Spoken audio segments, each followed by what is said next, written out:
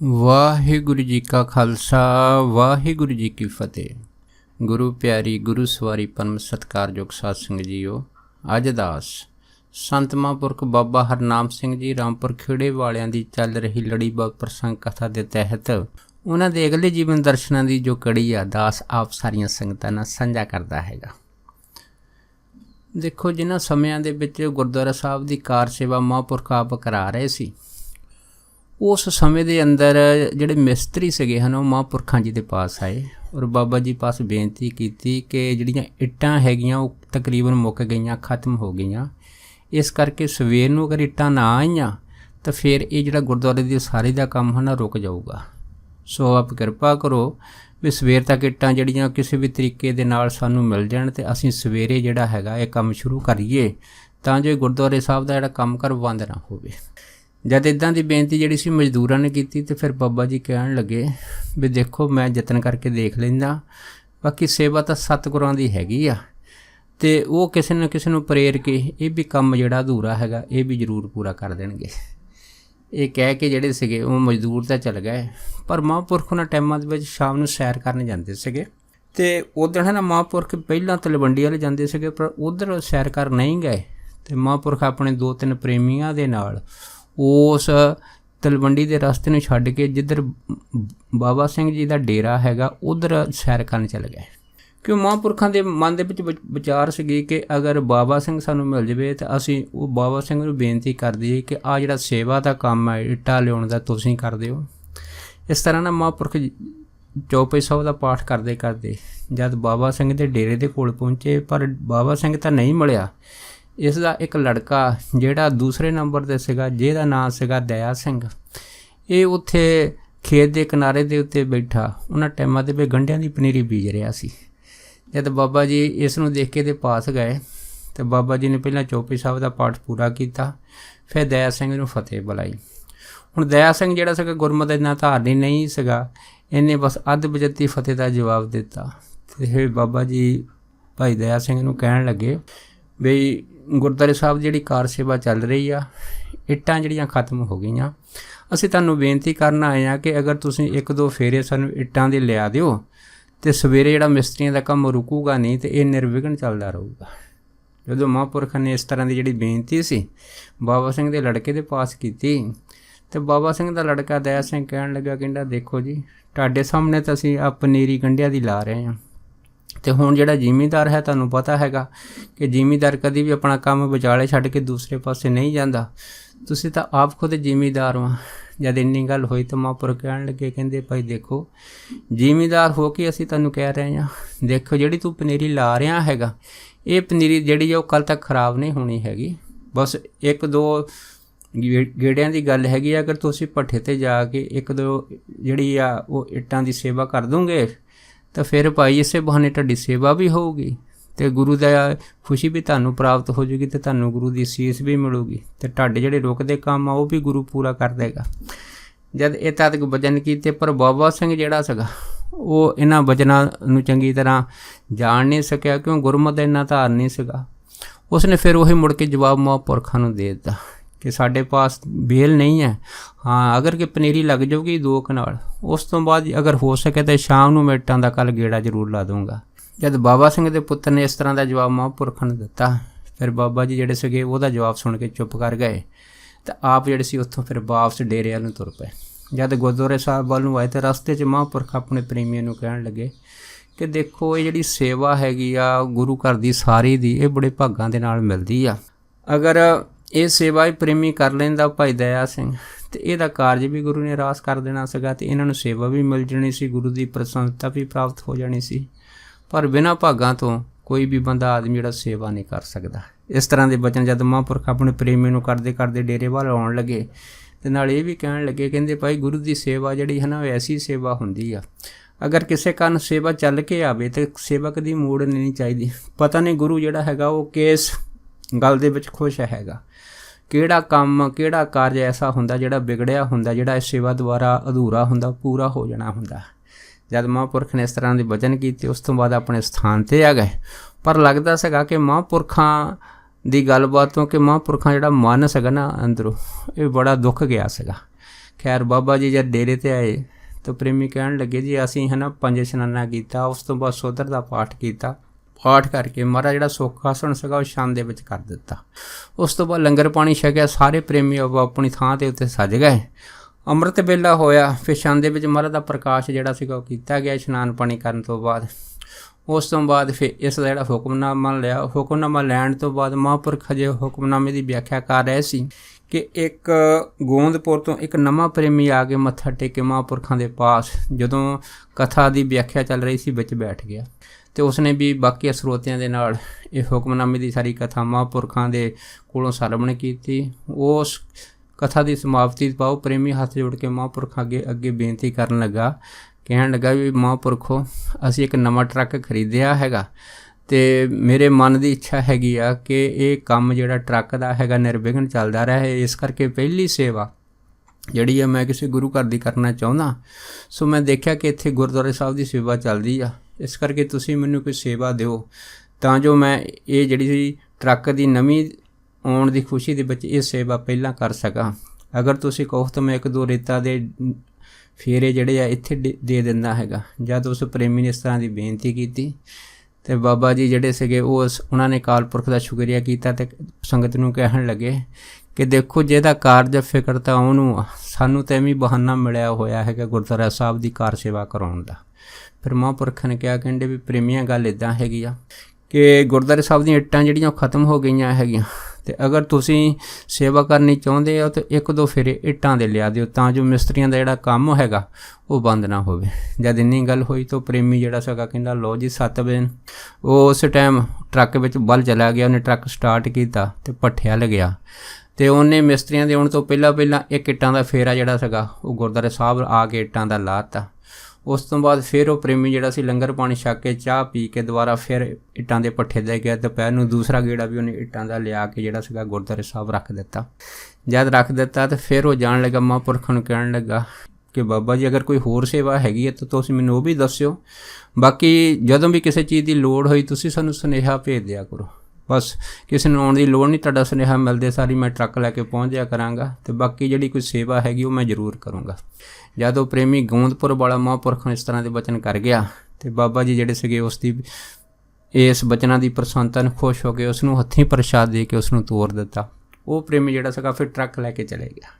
ਜਦ ਟਰੱਕ ਲੈ ਕੇ ਚਲੇ ਗਿਆ, ਖੈਰ ਇੱਧਰੋਂ ਦਿਨ ਚੜ੍ਹਿਆ। ਉਸ ਤੋਂ ਬਾਅਦ ਮਹਾਂਪੁਰਖ ਜਿਹੜੇ ਸੀਗੇ ਆਪਣੇ ਕੰਮ ਕਾਰ ਜੋ ਸੇਵਾ ਦੇ ਸੀਗੇ ਉਹਦੇ ਵੀ ਵਿਅਸਤ ਹੋ ਗਏ ਤੇ ਲੇਕਿਨ ਇੱਧਰੋਂ ਭਾਈ ਦਇਆ ਸਿੰਘ ਜਿਹੜਾ ਸੀਗਾ ਉਹਨੇ ਆਪਣੇ ਪਰਿਵਾਰ ਦੇ ਨਾਲ ਕੀ ਕੀਤਾ, 2 ਕਨਾਲ ਜਿਹੜੇ ਗੰਢੇ ਸੀਗੇ ਉਹਦੀ ਪਨੀਰੀ ਵੀ ਪੂਰੀ ਕਰ ਲਈ। ਜਦੋਂ ਗੰਢਿਆਂ ਦੀ ਪਨੀਰੀ ਪੂਰੀ ਹੋ ਗਈ, ਗੰਢੇ ਲੱਗ ਗਏ, ਬਸ ਕੁਦਰਤ ਦੀ ਐਸੀ ਖੇਡ ਹੋਈ ਕਿ ਰਾਤ ਨੂੰ ਜਿਹੜੇ ਸੀਗੇ ਉਹ ਬੱਦਲ ਬੜੇ ਆਏ ਤੇ ਬਾਰਿਸ਼ ਬੜੀ ਭਾਰੀ ਹੋਈ। ਜਦ ਬਾਰਿਸ਼ ਭਾਰੀ ਹੋਈ ਤਾਂ ਜਿਸ ਜਗ੍ਹਾ 2 ਕਨਾਲ ਦੀ ਜਿਹੜੀ ਪਨੀਰੀ ਗੰਢਿਆਂ ਦੀ ਲਾਈ ਸੀ ਉਹ ਜਿਹੜਾ ਖੇਤ ਸੀਗਾ ਉਹ ਸੜਕ ਦੇ ਨਾਲ ਸੀਗਾ, ਇਸ ਕਰਕੇ ਸੜਕ ਉੱਚੀ ਸੀ, ਸੜਕ ਦਾ ਪਾਣੀ ਵੀ ਸਾਰਾ ਖੇਤ 'ਚ ਚਲੇ ਗਿਆ ਤੇ ਮੀਂਹ ਦਾ ਪਾਣੀ ਵੀ ਖੇਤ 'ਚ ਭਰ ਗਿਆ, ਜਿਸ ਕਰਕੇ ਜਿਹੜੀ ਗੰਢਿਆਂ ਦੀ ਪਨੀਰੀ ਸੀ ਸਾਰੀ ਪਾਣੀ ਦੇ ਵਿੱਚ ਥੱਲੇ ਅਲੋਪ ਹੋ ਗਈ। ਜਦ ਜਿਹੜੀ ਉਹ ਸਾਰੀ ਪਨੀਰੀ ਪਾਣੀ ਦੇ ਨਾਲ ਭਰ ਗਈ ਉਸ ਤੋਂ ਬਾਅਦ ਬਹੁਤ ਸਾਰਾ ਜਿਹੜਾ ਗੰਢਿਆਂ ਦੀ ਪਨੀਰੀ ਸੀ ਉਹ ਪਾਣੀ ਦੇ ਨਾਲ ਪੁੱਟੀ ਵੀ ਗਈ ਤੇ ਉੱਪਰ ਤਰਨ ਲੱਗ ਪਈ। ਇਸ ਤਰ੍ਹਾਂ ਕਰਦੇ ਕਰਦੇ ਇਹ ਜਿਹੜਾ ਦਇਆ ਸਿੰਘ ਦਾ ਪਰਿਵਾਰ ਸੀਗਾ ਇਹ ਬੜਾ ਮਨ ਦੇ ਵਿੱਚ ਅਫਸੋਸ ਕਰਨ ਲੱਗਾ ਵੀ ਅਗਰ ਅਸੀਂ ਮਹਾਂਪੁਰਖਾਂ ਦਾ ਵਚਨ ਮੰਨ ਲੈਂਦੇ ਤਾਂ ਹੋ ਸਕਦਾ ਇਹ ਕੰਮ ਨਾ ਹੀ ਹੁੰਦਾ। ਇਹ ਸੋਚ ਕੇ ਭਾਈ ਦਇਆ ਸਿੰਘ ਜਿਹੜੇ ਸੀ ਚੁੱਪ ਕਰ ਗਏ। ਪਰ ਹੁਣ ਜਿੱਥੇ ਸਾਰੀ ਮਿਹਨਤ ਗਈ ਉੱਥੇ ਜਿਹੜੀ ਪਨੀਰੀ ਸੀ ਲਿਆਂਦੀ ਮੁੱਲ ਉਹ ਵੀ ਸਾਰੀ ਜਿਹੜੀ ਆ ਉਹ ਪਾਣੀ ਦੇ ਵਿੱਚ ਰੁੜ ਗਈ। ਇਸ ਤਰ੍ਹਾਂ ਇਸ ਪਰਿਵਾਰ ਦਾ ਜਿਹੜਾ ਸੀਗਾ ਉਹਨਾਂ ਟਾਈਮਾਂ ਦੇ ਵਿੱਚ ਬੜਾ ਭਾਰੀ ਨੁਕਸਾਨ ਹੋ ਗਿਆ ਸੀਗਾ। ਉਸ ਤੋਂ ਬਾਅਦ ਫਿਰ 2-3 ਦਿਨਾਂ ਬਾਅਦ ਭਾਈ ਦਇਆ ਸਿੰਘ ਜਿਹੜਾ ਸੀਗਾ ਨਿੰਮੋ ਝੋਣਾ ਹੋ ਕੇ ਫਿਰ ਮਹਾਂਪੁਰਖਾਂ ਦੇ ਪਾਸ ਆ ਗਿਆ। ਜਦ ਆਇਆ ਕਿ ਮਹਾਂਪੁਰਖਾਂ ਨੂੰ ਮੱਥਾ ਟੇਕਿਆ ਤਾਂ ਬਾਬਾ ਜੀ ਨੂੰ ਕਹਿਣ ਲੱਗੇ ਕਿ ਬਾਬਾ ਜੀ ਕੋਈ ਸੇਵਾ ਹੈਗੀ ਤਾਂ ਮੈਨੂੰ ਦੱਸ ਦਿਓ। ਜਦ ਇੰਨੀ ਗੱਲ ਹੋਈ ਤਾਂ ਬਾਬਾ ਜੀ ਕਹਿਣ ਲੱਗੇ, ਕਹਿੰਦੇ ਭਾਈ ਦਇਆ ਸਿੰਘ ਫਿਲਹਾਲ ਤਾਂ ਜੇ ਕੋਈ ਸੇਵਾ ਨਹੀਂ ਹੈ, ਹਾਂ ਅਗਰ ਕੋਈ ਸੇਵਾ ਹੋਈ ਤਾਂ ਤੁਹਾਨੂੰ ਜ਼ਰੂਰ ਦੱਸਾਂਗੇ ਕਿਉਂ ਸੇਵਾ ਤਾਂ ਤੁਸੀਂ ਸੰਗਤਾਂ ਨਹੀਂ ਕਰਨੀ ਆ।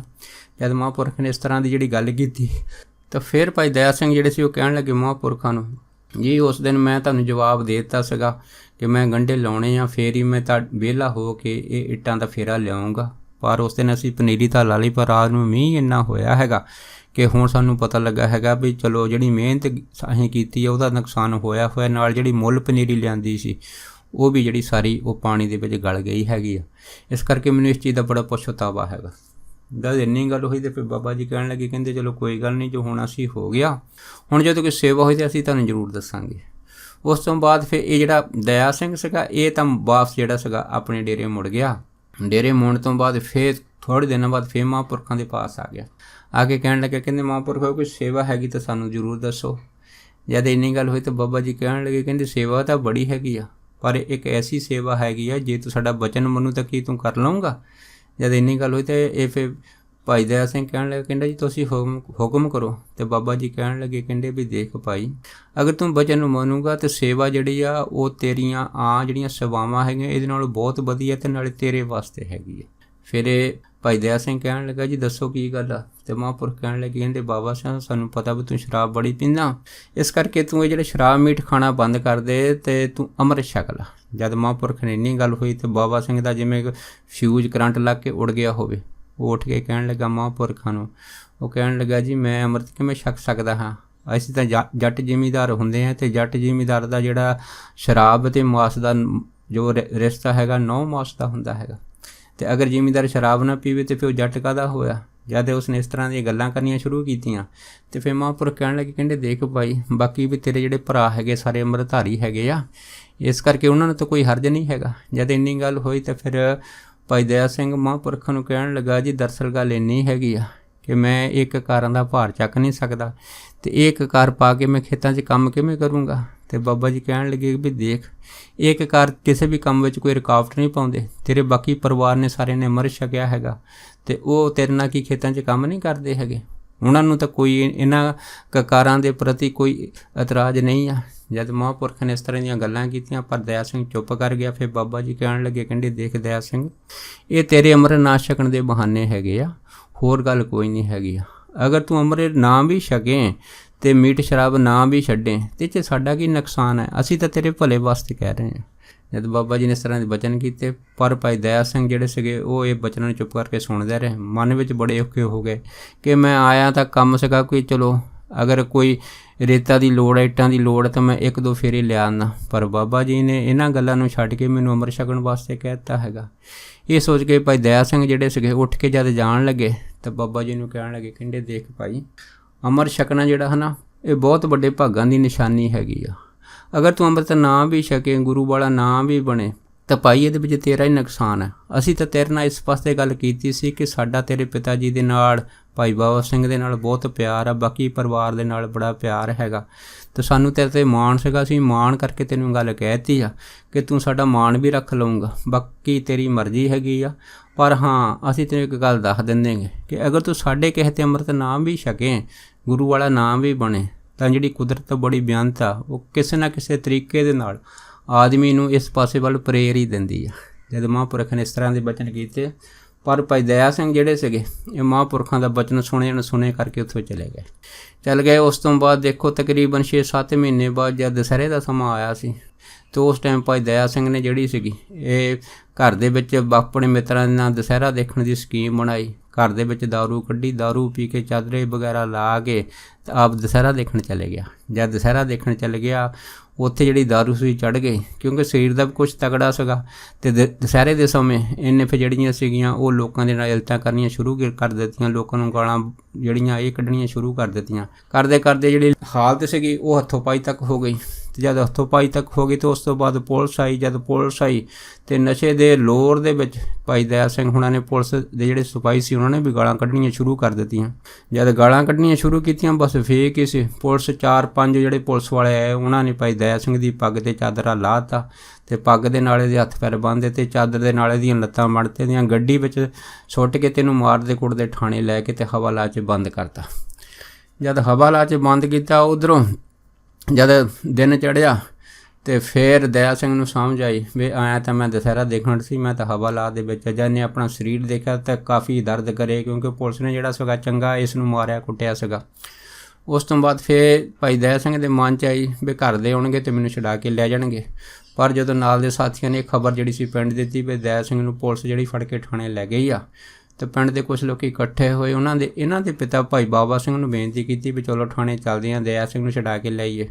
ਪਰ ਭਾਈ ਬਾਬਾ ਸਿੰਘ ਕਹਿਣ ਲੱਗੇ ਕਿ ਮੈਂ ਤਾਂ ਥਾਣੇ ਨਹੀਂ ਜਾਣਾ ਹੈਗਾ, ਕਿਉਂਕਿ ਮੈਂ ਤਾਂ ਇਹਦੀਆਂ ਪਹਿਲੀਆਂ ਕਰਤੂਤਾਂ ਤੋਂ ਬੜਾ ਤੰਗ ਆਇਆ। ਇਸ ਨੂੰ ਕਈ ਵਾਰੀ ਕਿਹਾ ਹੈਗਾ ਕਿ ਤੂੰ ਇਹ ਕੰਮ ਨਾ ਕਰ, ਵੀ ਸ਼ਰਾਬ ਨਾ ਪੀ, ਲੋਕਾਂ ਨੂੰ ਗਾਲਾਂ ਨਾ ਕੱਢ, ਮੀਟ ਨਾ ਕਰ, ਪਰ ਇਹ ਹਟਦਾ ਹੀ ਨਹੀਂ। ਇਸ ਕਰਕੇ ਭਾਈ ਮੈਂ ਕਿਹੜੇ ਮੂੰਹ ਦੇ ਨਾਲ ਜਾਊਂਗਾ, ਮੈਂ ਤਾਂ ਗੁਰੂ ਦਾ ਅੰਮ੍ਰਿਤ ਛਕਿਆ ਹੋਇਆ ਹੈਗਾ, ਅਤੇ ਮੈਂ ਆਪਣੇ ਪੁੱਤ ਦੀ ਸਿਫਾਰਿਸ਼ ਲੈ ਕੇ ਥਾਣੇਦਾਰ ਦੇ ਪਾਸ ਨਹੀਂ ਜਾਣਾ। ਜਦੋਂ ਸਰਦਾਰ ਬਾਬਾ ਸਿੰਘ ਹੁਣਾਂ ਨੇ ਇੱਕ ਟੁੱਕ ਫੈਸਲਾ ਜਿਹੜਾ ਸੀ ਉਹ ਨਾਲ ਦੇ ਪਿੰਡ ਦੇ ਸਾਥੀ ਨੂੰ ਸੁਣਾਤਾ, ਅਤੇ ਫਿਰ ਨਾਲ ਦੇ ਪਿੰਡ ਦੇ ਜਿਹੜੇ ਸਾਥੀ ਸੀ ਉਹ ਚੁੱਪ ਕਰ ਗਏ।